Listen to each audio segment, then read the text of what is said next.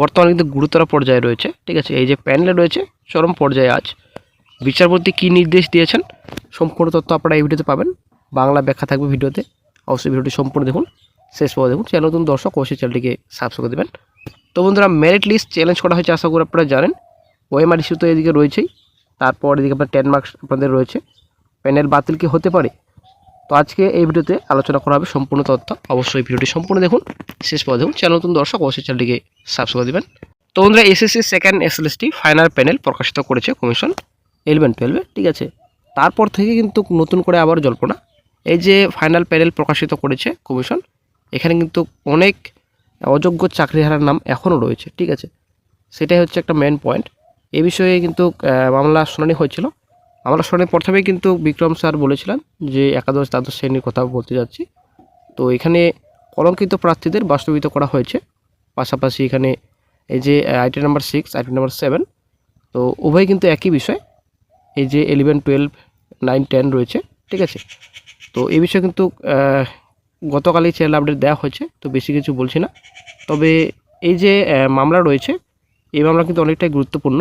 Panel কিন্তু ক্যান্সেলও হয়ে যেতে পারে, ঠিক আছে। এই যে সেকেন্ড এসএলএসটি ফাইনাল লিস্ট রয়েছে, ফাইনাল লিস্ট কিন্তু অনেকটাই মডিফাই হতে পারে, আশা করি আপনারা জানেন। তো দুজন ক্যান্ডিডেট কিন্তু বাতিল করেছে কমিশন, কিন্তু এখানে তাদের বক্তব্য অনুযায়ী হাজার খানেকের উপর, ঠিক আছে, হাজার খানেকের উপর কিন্তু অযোগ্য চাকরিহারার নাম রয়েছে লিস্টে। তো বিক্রম স্যার কিন্তু ওই দিন অনেক কিছু কথা বলেছেন কোর্টে, যে আমরা যখনই কোর্টে দ্বারস্থ হচ্ছি, আমরা যখনই বলছি তখনই কমিশন অ্যাকশন নিচ্ছে, কিন্তু কমিশন স্টেপ নিচ্ছে। তার আগে কিন্তু কোনো কিছুই করছে না কমিশন। এইভাবে আর কতদিন চলবে? তার জন্য কিন্তু বিক্রম স্যার উনি বলছিলেন একটা এজেন্সি নিয়োগ করা হোক, যেন করার সুবিধা হয়। একটা এজেন্সির কথা বলেছিলেন। তো জাস্টিস এই বিষয়ে বলেছেন। তো বর্তমানে যেহেতু সুপ্রিম কোর্টের আন্ডারই প্রসেস চলছে বর্তমানে, প্রয়োজন নেই। বিক্রম স্যার কিন্তু প্রথমে বলেন যে in the next day by the person who was arrested, doctor Partha চ্যাটার্জির কথা বললেন, SMS সেন্ট, ঠিক আছে, those persons have been included in the final, I will come up because it has been published on 21st, it is not yet prepared, my lord. I will come up, I will show on instruction, my lord. I am saying more than 1000 plus, more than, and I have specially pleaded in this petition also. These are the three, logically these are the most. তো Vikram sir বলতে চাইছেন পরের দিন গ্রেপ্তারকৃত ব্যক্তি গ্রেপ্তার হচ্ছেন, আশা করি আপনারা জানেন, পার্থ চ্যাটার্জি SMS পাঠান। তো ওই ব্যক্তির ফাইনাল লিস্টে অন্তর্ভুক্ত করা হয়েছে, ঠিক আছে। তো কারণ এটি 21 তারিখে প্রকাশিত হয়েছে। তো আসলে বন্ধুরা কী বলবার কিছু বলার নেই, এখানে কিন্তু অনেক ব্যাপার রয়েছে। এটি এখনও কিন্তু প্রস্তুত হয়নি, মাইলট। তো আমি আসবো, আমি দেখাবো নির্দেশে। আমি বলছি এই যে 1000-এর বেশি কিন্তু অযোগ্য চাকরির নাম রয়েছে এই ফাইনাল লিস্টে। তো আমি এই বিষয়ে বিশেষভাবে আবেদন করছি, এই তিনটি যুক্তিসঙ্গতভাবে এটাই সর্বাধিক। তারপরে কিন্তু কমিশন আইনজীবী বলেন যে let him adjust his energy, my lord. He has indicated 3 names, if any other name is detected at any point of time, your lordship may take it from, my lord, got our submission that the commission proposes to remove him from the free at any stage when it is detected. তারপরে কিন্তু commission আইনজীবী বলেন যে শক্তি নিঃশেষ করতে দিন, মেলট। তো তিনি 3টে নাম নির্দেশ করেছেন। যদি অন্য কোনো নাম যে কোনো সময় শনাক্ত করা হয় তাহলে মাইলট এটা নিতে পারেন। মাইলট, আমার আবেদন এই রেকর্ড করুন যে কমিশন তাকে যে কোনো পর্যায়ে নির্বাচন থেকে অপসারণের প্রস্তাব করবে যখন এটি শনাক্ত করা হবে। তারপরে কিন্তু হঠাৎ করে বলে উঠলেন বিক্রম স্যার যে so it is our duty according to the commission, it is our duty. Vikram sir বললেন এটা কি আমাদের কর্তব্য? কমিশনের মধ্যে এটা আমাদের কর্তব্য। তারপরে কিন্তু কমিশন আইনজীবী বললেন have I said that mister Chatterjee, please don't import words, I am saying, please don't convert it to some other thing, this is called a tainted প্রেসক্রিপশনার। কিন্তু কমিশন আইনজীবী বলেন আমি কি এটা বলেছি মিস্টার চ্যাটার্জি, দয়া করে শব্দ আমদানি করবেন না। আমি বলছি দয়া করে এটি অন্য কোনো জিনিসে রূপান্তরিত করবেন না। তো তারপর কিন্তু জাস্টিস অর্ডার লেখা চালু করে তখন জাস্টিস বলে challenge the list of tainted candidates has published by the commission. তো তারপরে কিন্তু বিক্রম স্যার বললেন হ্যাঁ চ্যালেঞ্জ দ্য লিস্ট রয়েছে সেটাকে চ্যালেঞ্জ করা হচ্ছে। তো তারপরে কিন্তু হোয়ার ইজ ইট, সেটা কোথায়। তো স্যার বলেন exact professional panel for recruitment of assistant teacher classes 11-12 level. The specific submission of the petitioners is that several candidates whose names feature in the list of tainted candidates published by the commission have been included in the panel. There has been made to appoint an independent authority or agency to identify all the categories of tainted candidates and to cancel and set aside the candidature of those candidates.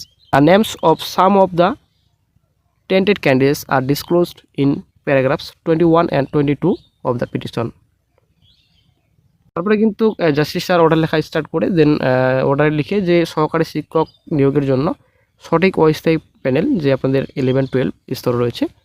তো আবেদনকারীদের সুনির্দিষ্ট দায়িত্ব হলো যে commission কর্তৃক প্রকাশিত এই যে অযোগ্য চাকরি প্রার্থীর তালিকা থাকা বেশ কিছু প্রার্থীকে প্যানেল অন্তর্ভুক্ত করা হয়েছে। সমস্ত শ্রেণীর কলঙ্কিত প্রার্থীদের চিহ্নিত করার জন্য একটি স্বাধীন কর্তৃপক্ষ বা সংস্থা নিয়োগ করার নির্দেশ দেওয়া হয়েছে এবং সেই প্রার্থীদের প্রার্থিতা বাতিল করার জন্য আবেদনে 21 এবং 22 অনুচ্ছেদে কিছু অযোগ্য প্রার্থীর নাম প্রকাশ করা হয়েছে। তো তারপরে কিন্তু কমিশনার আইনজীবী বলেন হুইচ দে অ্যাডমিট মাইলট, কোনটি স্বীকার করে মাইলট। তারপর জাস্টিস বলেন learned advocate representing the commission submits upon instruction that on of a tainted candidate his/her name will be removed from the panel and no appointment will be issued in their favor. তারপর justice order লিখেন যে কমিশনের প্রতিনিধিত্বকারী বিজ্ঞ আইনজীবী নির্দেশের ভিত্তিতে দাখিল করেন যে কলঙ্কিত প্রার্থী শনাক্ত হলে তার নাম প্যানেল থেকে বাদ দেওয়া হবে এবং তাদের পক্ষে কোনো নিয়োগ জারি করা হবে না। তো আশা করি বন্ধুরা ক্লিয়ার। ওই দিন কিন্তু কোর্টে এরকমই কিন্তু আলোচনা হয়েছে এবং এমনই কিন্তু নির্দেশ দিয়েছেন বিচারপতি। তো 4 সপ্তাহ সময় দেওয়া হয়েছে। তো পরবর্তী শুনানি মার্চে রাখা হয়েছে। তো আদালতের মূল প্রশ্ন পর্যবেক্ষণ অন্যত্র বিচারপতি অমৃতা সিনহা কমিশনকে প্রশ্ন করেন এই যে অযোগ্যদের যদি বাদ দেওয়া হয় সেই যে বাকি শূন্যপদ রয়েছে শূন্যপদে পড়ে থাকবে সেখানে কি বঞ্চিত যোগ্য প্রার্থীদের ভেরিফিকেশনে ডাকা হবে, অর্থাৎ টেন্টেড প্রার্থীদের সরিয়ে জেনুইন প্রার্থীদের সুযোগ দেওয়া হবে কিনা তা নিয়ে কিন্তু ধোঁয়াশা রয়েছে। এই বিষয়ে কিন্তু কমিশনের একটা অবস্থান স্পষ্ট করতে বলা হয়েছে। 4 সপ্তাহ সময় দেওয়া হয়েছে, ঠিক আছে। এভিডেন্ট আকারে জমা দেওয়ার নির্দেশ দিয়েছেন বিচারপতি। আগামী হয়তো মার্চ শুনানি রয়েছে। তো বর্তমানে বন্ধুরা প্যানেলের যা অবস্থা কিছু বলার মতো নেই। তো হাইকোর্টের চাপে এবং সুপ্রিম কোর্টের চাপে রিকোয়ার্ড নোটিফিকেশন প্রকাশিত করেছে কমিশন। সেই তো প্রকাশিত করেছে নোটিফিকেশন, সম্পূর্ণ প্রসেস প্রায় কমপ্লিট, কিন্তু একটা লিস্ট প্রকাশিত করেছে ফাইনাল, তবুও কিন্তু স্বচ্ছ লিস্ট প্রকাশিত হয়নি, ঠিক আছে। এখানে প্রচুর ভুলে ভরা। এটা এখন কমিশনের ভুল নাকি টাইপিং ভুল সেটা এখন উপরবেলায় জানে। তো যাই হোক কিছু বলার মতো নেই, কারণ অনেকে কিন্তু চিন্তায় রয়েছেন। আদার্স যে অনেক জায়গায় হয়তো অনেকে চাকরি করছেন, ঠিক আছে, হয়তো অন্য চাকরি ছেড়ে আপনারা হয়তো সেকেন্ড এসএলএসটিতে আসতে চান, কিন্তু আপনারা নিজেরাই ভাবতে পারছেন না যে এই প্যানেলে আসা উচিত কিনা, ঠিক আছে। তো আমার মনে হয় এই প্যানেলে না আসাটাই সবথেকে বেটার, কারণ যা পরিস্থিতি এই প্যানেলের। তো আপনারা ওই চাকরি ছেড়ে এই প্যানেলে না আসাটাই সবথেকে বেটার আমার মনে হয়, কারণ এই প্যানেলের অবস্থা খুবই খারাপ, বর্তমানে ভয়ঙ্কর পরিস্থিতিতে রয়েছে। কী হবে ফিউচারে সেটাই কিন্তু এখন ব্যাপার। তো বিচারপতি অনেক কিছু নির্দেশ দিয়েছেন, তো আগামীতে কী নির্দেশ দেবেন সেটাই কিন্তু এখন দেখার বিষয়। এদিকে 10 মার্কস রয়েছে, 10 মার্কস আগামী 3 তারিখে হয়তো শুনানি, এবং এদিকে 25 রুলসকে চ্যালেঞ্জ করা হয়েছে, আশা করি আপনারা জানেন। 26 যেটা আপনার 610 রুলস আলাদা এবং 25 রুলস আলাদা, রুলসকে চ্যালেঞ্জ করা হয়েছে, আশা করি আপনারা জানেন। এর আগের মামলা ছিল রুলস চ্যালেঞ্জ করার কথা বলা হয়েছিল, তো রুলস কিন্তু এবার চ্যালেঞ্জ করা হয়েছে। মামলা কিন্তু অ্যাকসেপ্ট করা, কিন্তু কোর্ট অ্যাকসেপ্ট করেছে। এখন শুনানি হয়তো ফেব্রুয়ারিতে হতে পারে আশা করা যায়।